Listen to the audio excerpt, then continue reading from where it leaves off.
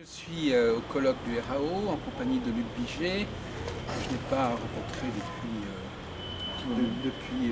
septembre.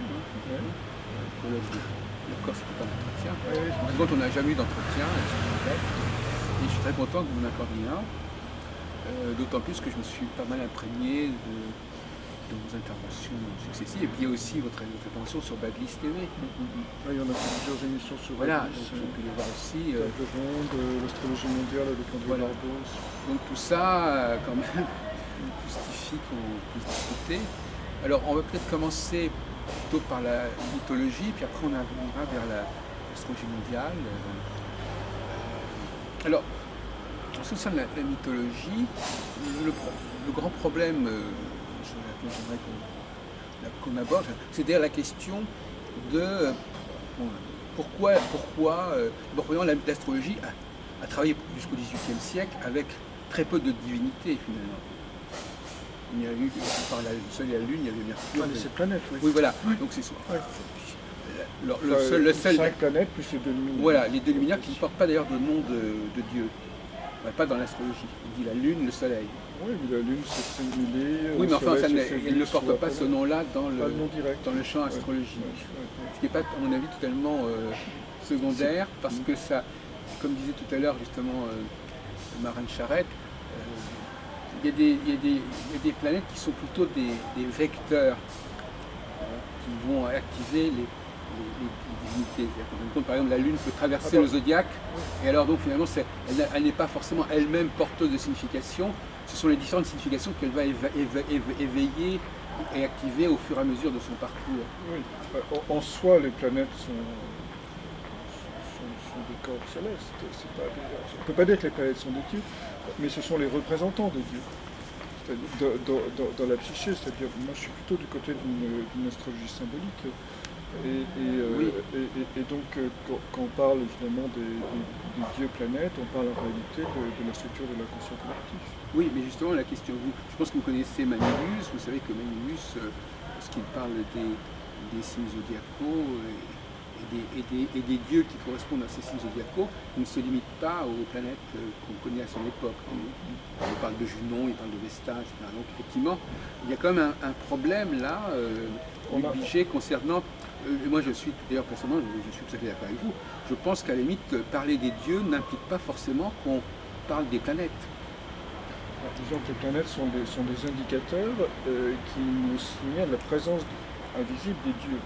Oui, mais alors qu'est-ce qui arrive avec les dieux qui ne sont pas, qui ne sont pas domiciliés sur des planètes?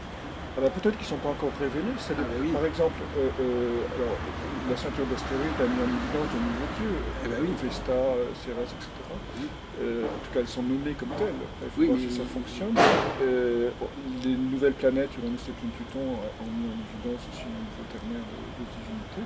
Et puis, par exemple, elle peut aussi associer la lune noire, enfin la lune noire, la licorne à Athéna, et Méduse à la lune noire corrigée. Et ça, c'est un phénomène relativement récent, finalement, cette nouvelle apport. C'est ça qui est intéressant, parce que ça veut dire que dans l'histoire de la conscience, il y a de nouveaux éléments qui arrivent au jour.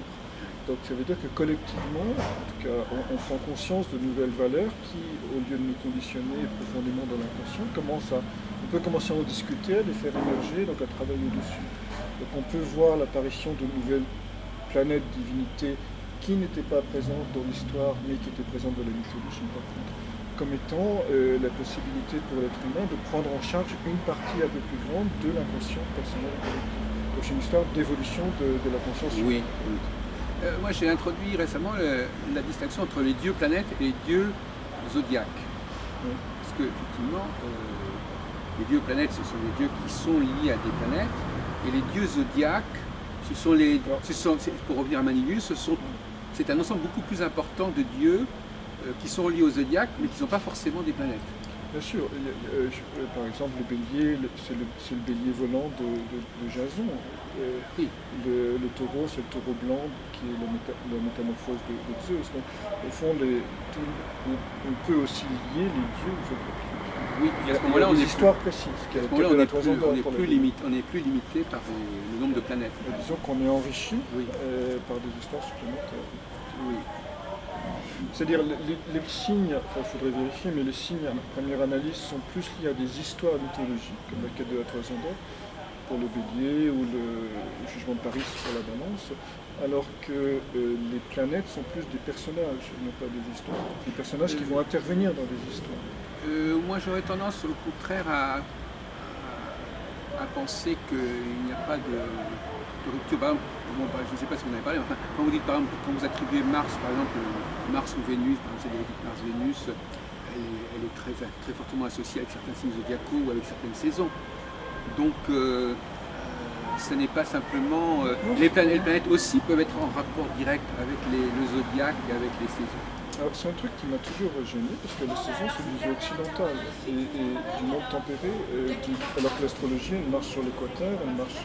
Oui. Alors, elle marche peut-être pas au pôle. Parce que donc, vous n'intégrez pas le référentiel saisonnier dans votre construction Non, je l'intègre parce qu'il y a un processus cyclique qui commence au point vernal, 0 degré, etc.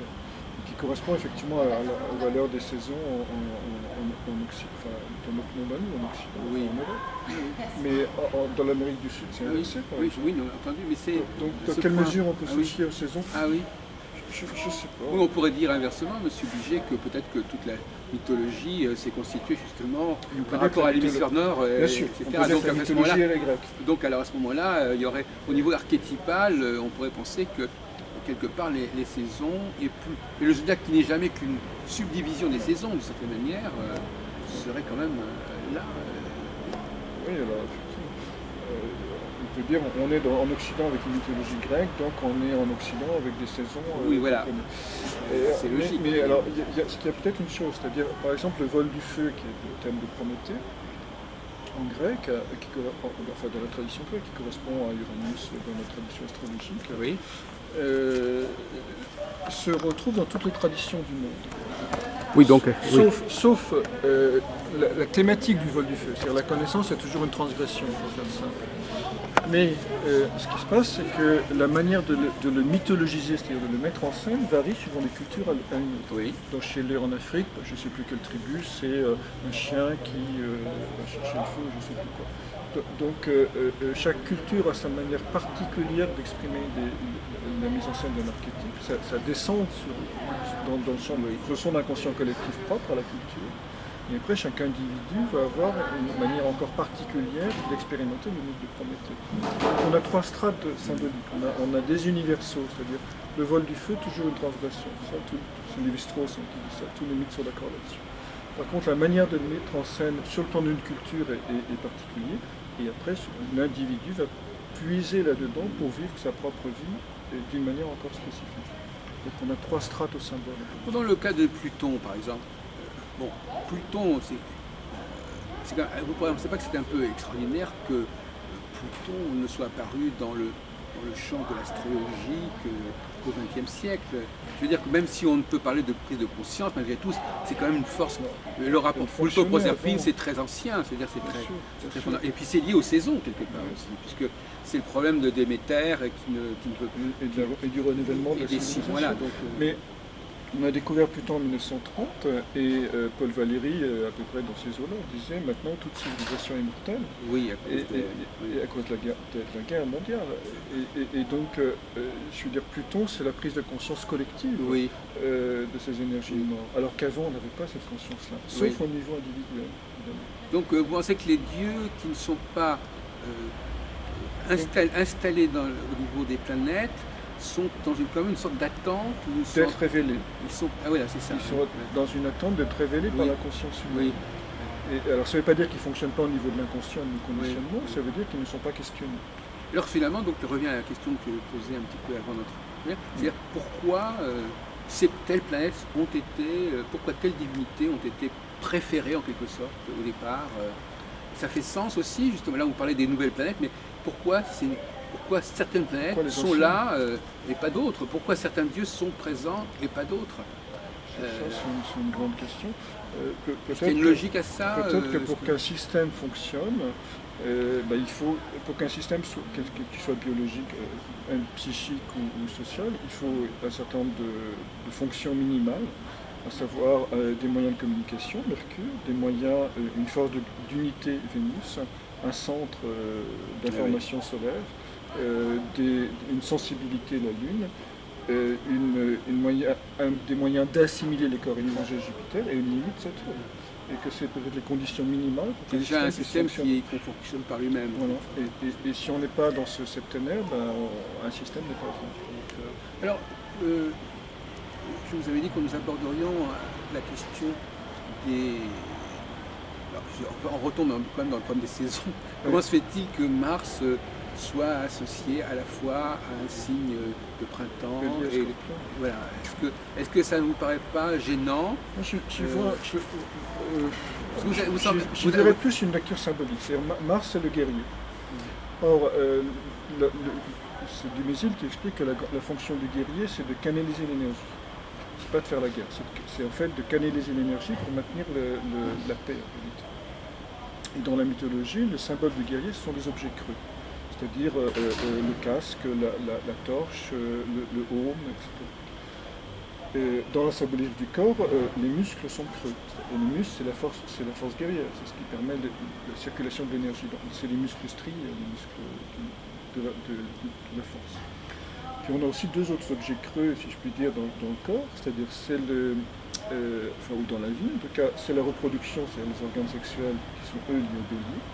Et puis la mort, qui est le tombeau, qui est l'enfermement dans la terre, la tombe, c'est aussi un objet creux. D'un point de vue symbolique, on a le bélier qui est l'objet creux par où va naître la vie, et le scorpion qui est l'objet creux par où la vie va retourner dans la terre. Oui. Et donc symboliquement, il y a une cohérence simplement si on regarde la fonction de Mars qui est la fonction guerrier. Alors, je vais prendre le problème un peu différemment. Si on admet qu'il y a une polarité Mars-Vénus, par exemple, cette polarité, elle est complètement compréhensible sur un plan archétypal, sur un plan même philosophique. Mais à partir du moment où on relie ces deux valeurs à des planètes, on va avoir par exemple des conjonctions Mars-Vénus. Et ce qui est en contradiction avec une certaine idée de la polarité. La polarité, c'est une alternance. C'est-à-dire que soit je suis dans un pôle A, d'ailleurs Mars-Vénus, quelque part, c'est le même pôle. C'est un peu comme le jour et la nuit. C'est quelque part, on pourrait se poser la question. C'est-à-dire que, comme a dit d'ailleurs M. Nguyen tout à l'heure, un même remède englobe à la fois ses propres contradictions. Et la conjonction Mars-Vénus, c'est la conjonction des opposés. Oui, mais la conjonction des opposés, dans une conception temporelle des choses, normalement, on n'a pas à la fois le jour et la nuit au même moment. Donc, on arrive à penser le piège de l'astronomie par rapport à la démarche archétypale, c'est que, étant donné qu'on va poser ces archétypes sur des planètes, c'est de créer des configurations qui sont inconcevables sur le plan philosophique. C'est les moments, les signes de Mars et de Vénus, c'est-à-dire en tout cas au moins le bélier et la balance, c'est des moments où s'équilibrent le jour et la nuit. Oui, c'est l'équinoxe, oui, bien sûr. C'est l'axe des équinoxes. Oui. Donc, au fond, on peut considérer qu'il y a autant de jours, autant de nuits, donc il y a un équilibre des forces. Oui. C'est peut-être ça aussi la conjonction des opposés. Oui. Mais alors, comment expliquez-vous, alors inversement, que le printemps accueille à la fois un signe de Mars et un signe de Vénus, et que l'automne accueille à la fois un signe de Mars et un signe de Vénus? En dehors même de l'inversion, vous avez eu raison d'ailleurs, je pense, de dire que vous prenez vos distances par rapport aux saisons, parce que si on est dans une logique saisonnière, ça fait quand même problème d'avoir des saisons. Parce que si archétypalement, quelque part, d'abord je vais vous poser une question encore plus directe, de Mars ou de Vénus, quelle est celle qui représente le mieux le printemps, et quelle est celle qui... Si vous deviez distribuer Mars et Vénus entre le printemps et l'automne, à qui donneriez-vous Mars et à qui donneriez-vous Vénus? Obligé. Est-ce que la sève a du sens sans le bourgeon? Mars, c'est la montée de la sève et Vénus, c'est le bourgeonnement. Donc je ne sais pas si on peut les différencier. Vous ne seriez pas tenté de chercher une planète qui serait l'incarnation, l'archétype du processus printanier, une autre planète? Par exemple, je ne sais pas, je vous dirais par exemple, moi par exemple, j'aurais tendance à penser que Vénus est plutôt la force du printemps et Mars la force de l'automne, par exemple. Mais il y a des gens qui disent le contraire. Je ne dirais pas ça, mais du reste, le zodiaque ne le dit pas. Le zodiaque situe les deux planètes à la fois au printemps et à l'automne. Non, ce n'est pas le zodiaque qui dit ça, c'est la théorie des domiciles de Ptolémée. Oui. C'est pas tout à fait pareil. C'est une théorie qui est proposée, donc, qui a une histoire, qui est la théorie des doubles domiciles. Et cette théorie des doubles domiciles, elle fait problème en elle-même, parce que si elle n'est pas une théorie des doubles domiciles, on n'aurait pas ce problème qu'on vient d'aborder, c'est-à-dire le fait que Mars soit à la fois au printemps. Alors, paradoxalement, par exemple, si ça le double pour les autres planètes comme Jupiter, par exemple, ou Mercure ou Saturne, les deux positions sont dans des saisons qui sont proches. C'est toujours les deux positions en hiver ou les deux positions en été. Il n'y a que Mars et Vénus où il y a cette espèce de difficulté. Parce que Mars, c'est à la fois la vie et la mort. Oui. C'est une structure qu'on ne peut pas dissocier. Alors, ceci dit, ça c'est intéressant parce que l'archétype vie-mort, on l'a en bélier et en scorpion. Sauf que le bélier va faire exploser la vie, mais il est tenaillé par l'angoisse de la mort, alors que le scorpion va explorer la mort pour faire ressurgir la vie quand il descend dans les profondeurs. Donc on ne peut pas dissocier la guerre, qui est la fonction martienne, on ne peut pas dissocier le côté printemps et le côté mort. Prenons un autre exemple sur le plan zodiacal. Prenons le cas du signe des Gémeaux, par exemple. Le signe des Gémeaux, est-ce que vous l'associez, parce que je ne sais pas si vous êtes d'accord sur le fait que le zodiaque a un rapport avec les activités mensuelles des hommes, qu'on trouve dans les almanachs, etc. Le calendrier.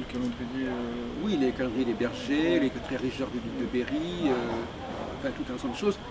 Il y a pas mal d'historiens, dont moi, qui pensent qu'il y a des connexions entre ces deux séries de figures, qui ne sont pas d'ailleurs complètement identiques ou qui sont courtes.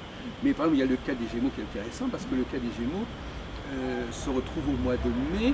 Si vous regardez dans ces calendriers, c'est le couple, c'est la saison des amours. D'ailleurs, il y a une sorte d'idée comme ça que c'est au printemps qu'il y a la saison des amours. Et les Gémeaux, aujourd'hui on met sur le rapport avec Mercure, mais en fin de compte, quelque part, on se demande pourquoi, parce qu'il y a aussi la relation, comme vous le savez, des Gémeaux qui sont un couple. Oui, c'est les jumeaux zodiacaux. Oui.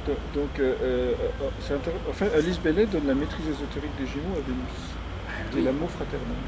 Et même et même les Gémeaux eux-mêmes sont vénusiens quelque part. Mais les Gémeaux eux-mêmes et la période des Gémeaux est celle des amours. Non, les Gémeaux sont dans la quête de l'âme sœur. Et en fait, on pourrait dire qu'ils préparent à l'union en cancer. Voilà. Mais il y a un côté, effectivement, Gémeaux. Il y a une très belle histoire de Castor et Pollux, qui sont les deux planètes des Gémeaux. Là, on parle d'Arbaud, c'est qui sont, en gros, pour faire simple, il y en a un qui est décédé, un qui est mortel et un qui est immortel. Un qui est décédé, celui qui est mortel évidemment, et son frère immortel va voir Zeus et lui dit écoute, je ne peux pas me séparer de mon frère, je te propose de le ramener dans le monde des vivants. Et Zeus dit oui, mais il faut bien qu'il y ait quelqu'un qui reste en bas. Donc en fait ce qui va se passer c'est que la moitié du temps l'un des Gémeaux va être dans le monde souterrain et l'autre dans le monde divin.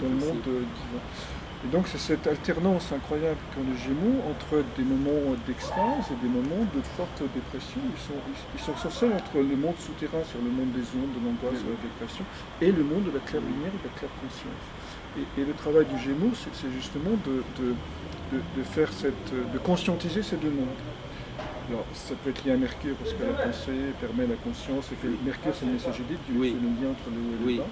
Mais en même temps, Vénus, maître ésotérique des Gémeaux, ce sont deux mondes miroirs, deux mondes fraternels, que les poissons relient. C'est intéressant de regarder les symboles.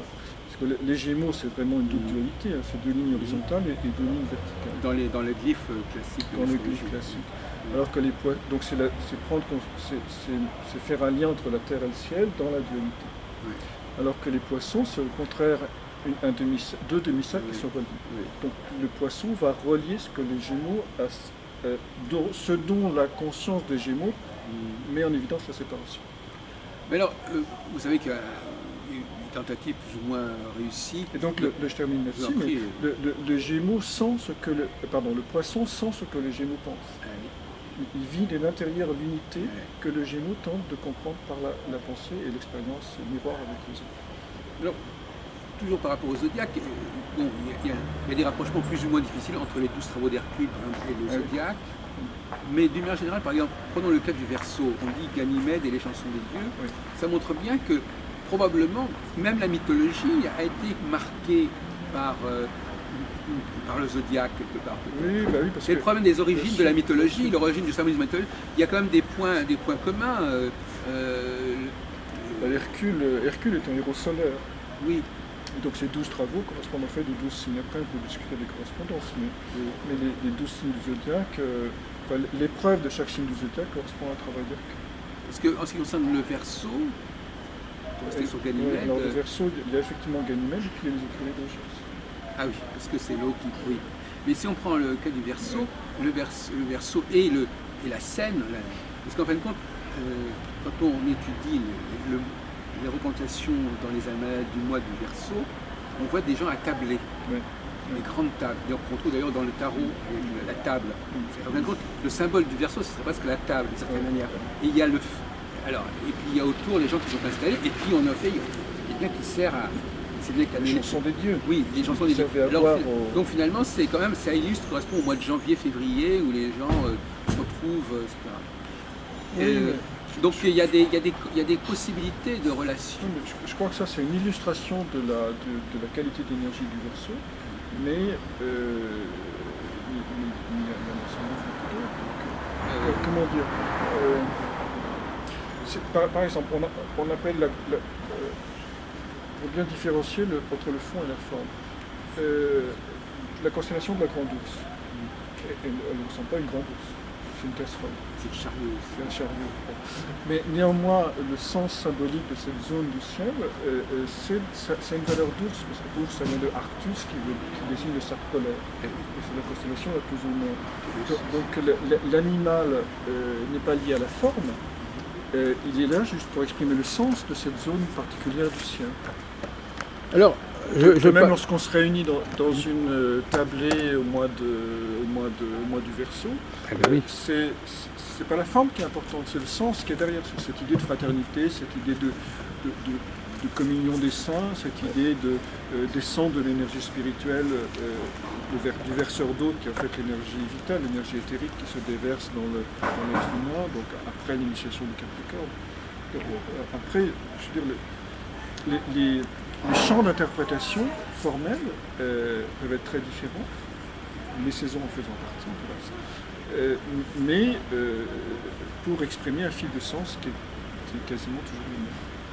Alors, je ne cesse de vous poser quelques petits problèmes, quelques questions un peu bâton rompu.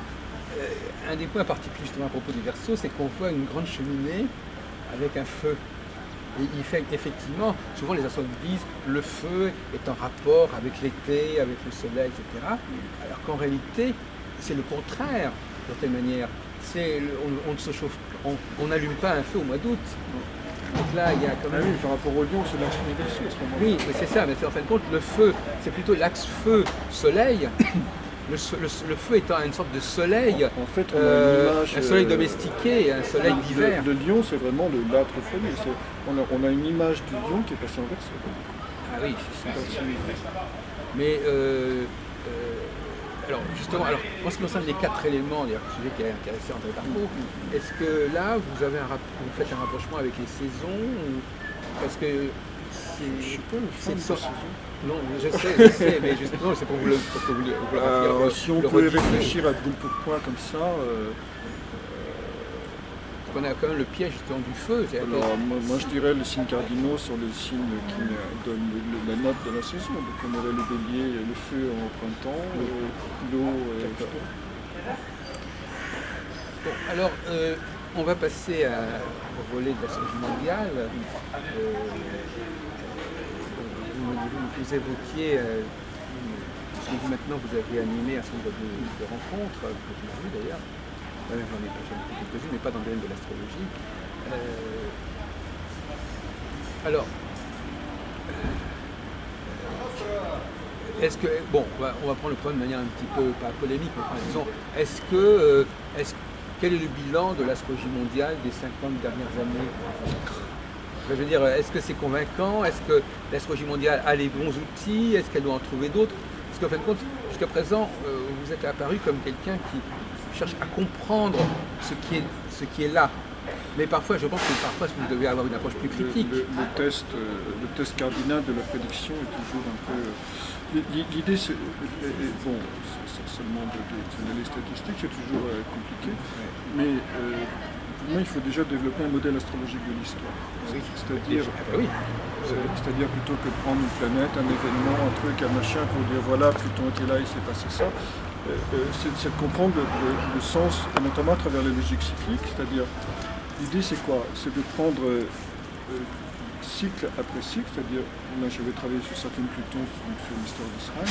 J'ai un livre qui va sortir sur l'astrologie mondiale, sur l'histoire du communisme et des guerres de religion, donc là on est dans le cycle Saturne-Neptune. On peut aussi le faire à travers l'histoire du libéralisme, Saturne-Uranus, l'histoire de l'Europe, Uranus-Neptune, et l'histoire des États-Unis et de la Chine, Uranus-Pluton. Et du reste, la décolonisation, Uranus-Pluton, enfin Uranus-Pluton, c'est l'ingérence de l'Occident en Orient. D'où ce petit problème qu'on a aujourd'hui avec Kadhafi, etc. Donc, l'idée c'est de repérer les grands significateurs, de vérifier qu'ils fonctionnent avec le timing astrologique, c'est-à-dire conjonction carrée, opposition, etc. Mais après, de voir leur interaction.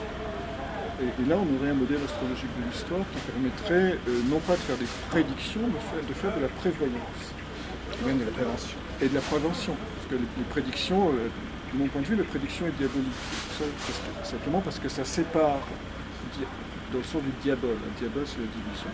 Donc c'est ce qui sépare la forme du fond. C'est-à-dire on enferme le fond, c'est-à-dire le sens, dans une forme prédéterminée, qui est l'événement qu'on annonce, alors que celui-ci pourrait s'exprimer dans bien d'autres situations, qui ne sont pas du reste forcément catastrophiques, mais qui pourraient être métamorphiques, qui pourraient entraîner des métamorphoses. Donc il faut faire attention. Par contre, si on connaît le sens d'un événement, on peut prendre en main collectivement notre histoire grâce à l'astrologie mondiale. C'est-à-dire faire une espèce de prévoyance du futur et non pas une prédiction du futur. Alors, je voudrais approfondir un peu cette discussion. Par exemple, un modèle de l'histoire me paraît effectivement une très bonne chose, mais en l'occurrence, je vais vous poser une question un peu directe. Qu'est-ce qu'étudie l'astrologie mondiale? Est-ce qu'on peut dire de manière simple ce qu'elle étudie, ou plus exactement, quelle cyclicité étudie-t-elle, quelle alternance, quelle polarité étudie-t-elle? Parce que quand, par exemple, André Barbeau, on peut le citer, dans sa très belle prévision pour 1989, au fond, quand on la regarde de très près, elle est extrêmement vague. Ah non, elle est très précise. Non, elle est très précise au niveau de la date, elle est très précise au niveau du lieu, mais elle n'est pas précise. Elle n'est pas précise. Ou alors je l'ai mal étudié. Je montrerai, j'ai repris des extraits. Je crois qu'il dit c'est un événement grave, un événement important. Non, il dit c'est la fin du communisme. Il dit en fait c'est probablement la fin du communisme, et très clairement, et la jonction avec le libéralisme et un nouveau cycle du libéralisme. D'accord, oui. Ça, il le dit très précis. Bon, alors maintenant, effectivement, je reviens à ma question, à savoir... Qui date de 54, son texte.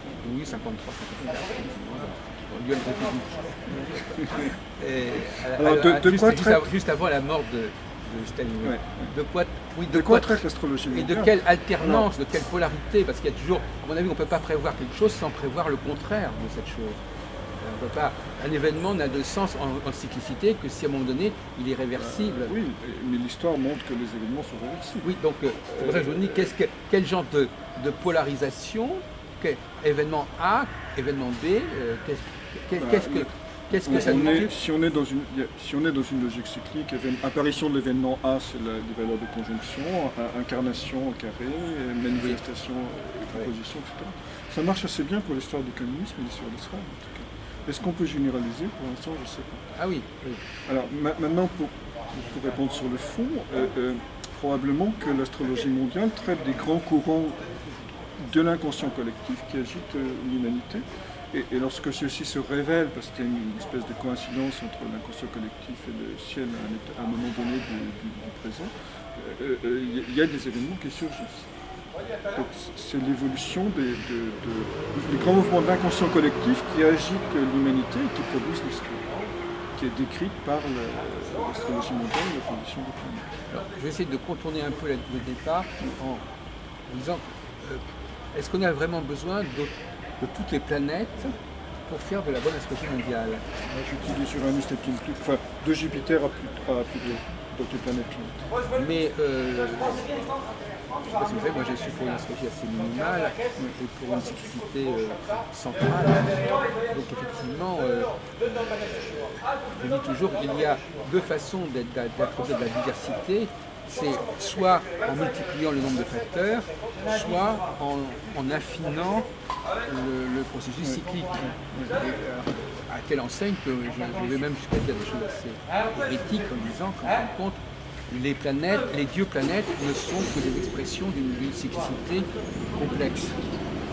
Elles marquent des phases successives, elles ne sont pas des forces qui sont en antagonisme. Ce fameux débat de Foucault, un peu d'après notre organisation, il y a ceux qui posent la diversité spatiale des entités et ceux qui considèrent qu'en réalité toute cette diversité n'est que l'expression d'une successivité, d'une consécutivité. Une unité qui est derrière. Et que finalement on n'a qu'un seul et unique cycle qui est lui-même subdivisé en un certain nombre de divinités ou de subdivisions zodiacales, etc. C'est assez, si on reprend les travaux de Marie-Louise Franz, par exemple, avec Jung, notamment dans son ouvrage Nombre et Temps, elle dit à peu près ça. C'est-à-dire, elle dit qu'il y a une unité dans l'inconscient, et après, cette unité est fractionnée par la loi du nombre. Et donc après, on arrive à plein de cycles et de sous-cycles, mais il y a une espèce d'unité originelle. Oui. Donc à ce moment-là, on n'aurait pas vraiment besoin d'Uranus, Neptune et Pluton. On pourrait avoir un seul grand cycle qui passerait éventuellement par des phases uraniennes, neptuniennes ou plutoniennes. Qui n'auraient pas lieu. C'est comme oui, mais alors à ce moment-là, comment les typifier et comment repérer le moment de rupture et de transformation? C'est ce qu'a dit qu'Uranus, Neptune, Pluton, c'est quand est-ce que ce cycle change? D'abord, je répondrai que les valeurs uraniennes sont propres à toute forme de cyclicité. À toute cyclicité introduit des changements. Il y a des moments de rupture, oui. Mais sauf que en tout cas dans l'histoire, quand on a une conjonction Saturne-Uranus, par exemple, comme en 88, on a un nouvel élan du libéralisme financier, du capitalisme financier, qui a duré pendant toutes les années 90. Et au moment de l'opposition Saturne-Uranus, on a eu les fameuses crises de 2008. Donc c'est quand même des moments, les aspects d'Uranus sont des moments très précis qui permettent de comprendre les crises et les moments de... Là, effectivement, là, vous vous référez à une pratique. C'est qu'à un moment donné, il y a une théorie, mais c'est la pratique qui vient valider la théorie. Oui. Et donc si effectivement il y a une certaine pratique qui vient justifier ou légitimer le fait qu'on utilise un certain nombre d'ensembles de combinatoires planétaires, donc c'est ça. En tout cas, c'est une interprétation possible. Oui, mais en fait, c'est... Revenons un petit peu à la question de 1989. Si on regarde tout ce qui se passe dans le cosmos, il se passe beaucoup de choses à ce moment-là. En 89 ? En 1989. Oui. Je veux dire qu'il n'y a pas que la conjonction Saturne-Neptune. Uranus-Neptune. Oui, enfin, il y avait une triple conjonction entre 88 et 93, Saturne-Uranus-Neptune. Oui, mais enfin, je veux dire, il y a d'autres modèles qui, par exemple, moi, par exemple, je veux dire que chaque fois qu'il y a un événement, alors il y a deux façons de procéder. Soit il y a un événement donné et on considère que tout ce qui se passe dans le cosmos à ce moment-là fait sens par rapport à cet événement donné, soit on considère que parmi tous les facteurs qui peuvent exister à ce moment-là, certains sont pertinents, certains ne le sont pas. Bien sûr. Parce que là, il est la question de savoir donc effectivement Saturne-Neptune est là en 89, mais est-ce que c'est réellement le facteur qui est pertinent en la circonstance? Il faut le vérifier avec d'autres cas. Voilà, la meilleure manière de le savoir, c'est faire de la prospective historique, si je puis dire. C'est-à-dire de vérifier que ce cycle Saturne-Neptune. Alors, juste un exemple. Oui. Si on prend la suite des conjonctions Saturne-Neptune, découverte de Neptune 1846, conjonction Saturne-Neptune. On a eu de la chance, publication du manifeste du Parti communiste par Marx. 1883, nouvelle conjonction Saturne-Neptune, mort de Marx et développement du marxisme en tant qu'idéologie. 1917, nouvelle conjonction Saturne-Neptune revient à l'opposé du moment de sa découverte. Révolution russe, donc étape fleur, puisque c'est une opposition par rapport au moment de sa découverte en 1946. Aboutissement du projet, en tout cas dans l'État soviétique. Et 1953, décès de Staline. l'équivalent de carré décroissant, déstalinisation, en 1989, chute du mur de Berlin. Donc on a l'histoire du communisme est rythmée par le cycle Saturne-Neptune. On peut le développer d'une manière beaucoup plus précise. Oui, j'avais presque dit Larbo.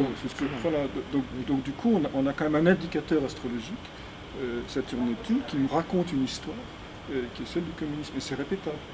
Oui, mais moi je ferai une contre-proposition, Luc Buget. Je dirais par exemple que ce qui s'est passé en 89, c'est le démantèlement d'un système, le démantèlement d'un empire, et que ça appartient et qu'il faut resituer ce démantèlement dans l'histoire des démantèlements. Et dans l'histoire de tous les cas où des structures se sont défaites. Et à ce moment-là, on a un autre ligne. Là aussi, alors là, le problème est intéressant parce que là, il s'agit plus simplement de dire qu'il y a plusieurs planètes qui sont là, mais il y a aussi un événement pour relever de plusieurs types de situations.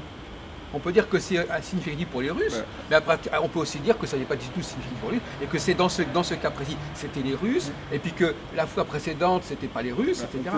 On peut dire par exemple, effectivement, qu'une conjonction décroissante, une conjonction de fin de cycle, est un principe de démantèlement. Oui. Ce qui s'est passé du reste, si on regarde en détail l'histoire du communisme. Alors qu'une conjonction croissante, conjonction de début de cycle, est un moment de renouveau. Oui. Alors maintenant, ce démantèlement, on peut montrer qu'il est joué par rapport au communisme, mais on peut aussi montrer qu'il est joué par rapport aux guerres de religion. Oui. Donc au fond, parce que le communisme était une religion laïque en réalité. Oui, bien sûr. Avec le désir de